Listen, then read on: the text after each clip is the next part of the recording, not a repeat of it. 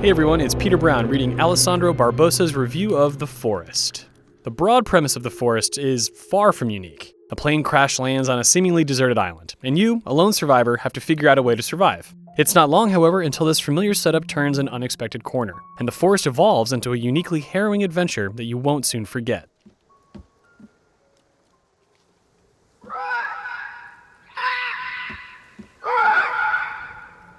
Blood-curdling screeches fill the night, and glowing eyes watch you from a distance. Your new home island isn't as empty as it appears. Cannibals inhabit the grassy fields and pristine lakes around you, watching your every move. They're the source of the forest's ever-present tension. You might expect mindless monsters like this to attack on sight, but their behavior is erratic. Sometimes they'll charge forward to unsettle you during daylight, but stop just outside striking distance to simply stare at you in silence. Other times they might feign a retreat before leaping up into surrounding trees and getting behind you. The settlement you eventually create is invaded by waves of larger, more imposing foes, who you pray will retreat as you thin their numbers. The forest enemies aren't easy to predict, which makes each encounter a thrill.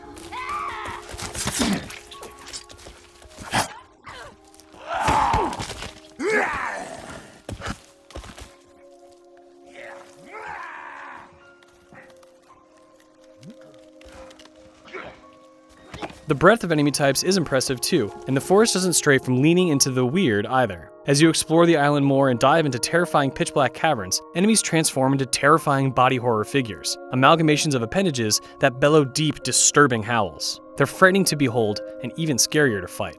The forest does a good job of trickling out these surprises while you're already struggling to manage vital meters and resources. It's also imperative that you keep a close eye on the quality of the resources you find. Not every berry bush contains a bounty that won't poison you, and not all still water is safe to drink. Meat you gather from hunted animals will rot if not cooked quickly. None of the resulting illnesses are serious enough to dissuade you from eating questionable food to stave off death, but needing to think twice about what you eat adds an additional layer to the standard hunter-gatherer gameplay. I'll put the leg on. No wait, never mind. Base construction is equally engrossing due to the sheer number of structures you're able to build. The forest doesn't gate its creative building with elusive blueprints. Instead, from the outset, it gives you a notebook filled with outlines for structures. Knowing how to build shelters, gardens, and defenses isn't the challenge the forest wants to impose. Instead, it shifts this onto the risky task of acquiring resources to build it all. Chopping down trees for logs or scouting a route to clean water is paramount in your first few days on the island. And once you establish yourself, this goal shifts to fortifying your position with complex spike traps and tree swings, the construction of which is deeply satisfying. Building has a tangible effect on the island in several ways. Resources like small game and shrubs will respawn over time, but larger trees will remain felled for the entirety of your stay. You might turn a dense forest into an open field of stumps not long after you start, but that'll also give enemies a clear line of sight into your doings. The more you impose yourself on the island, the more aggressive your aggressors become. Patrols will grow, and the more monstrous creatures will emerge from their caves for an all-out assault. The forest doesn't force you to play in any specific way though, so a more reserved, nomadic approach is sometimes safer and more viable.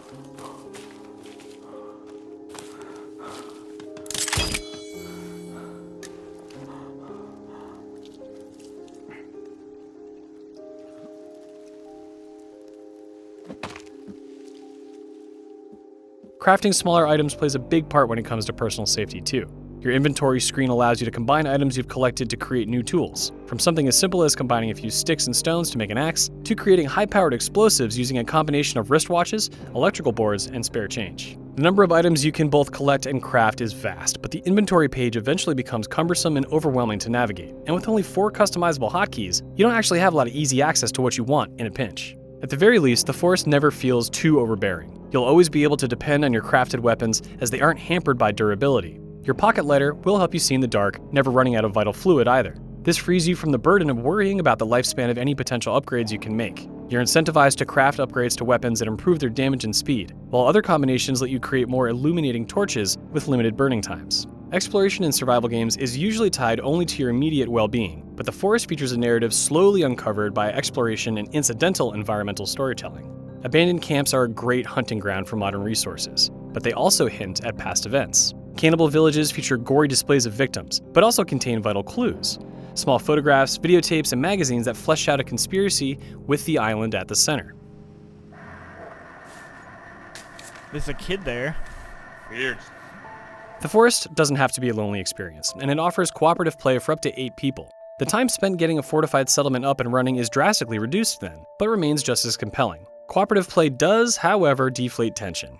Larger groups of enemies become easier to deal with, and the fear of diving into caves alone is undercut by both voice chat and the fact that enemies don't really scale according to your party size. The forest might be silly fun with friends, but it's best when playing alone. Guys, I got this. Jesus! Jesus, Rob!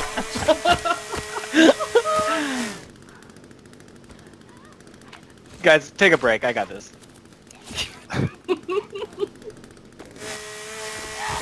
Sit this one out, guys.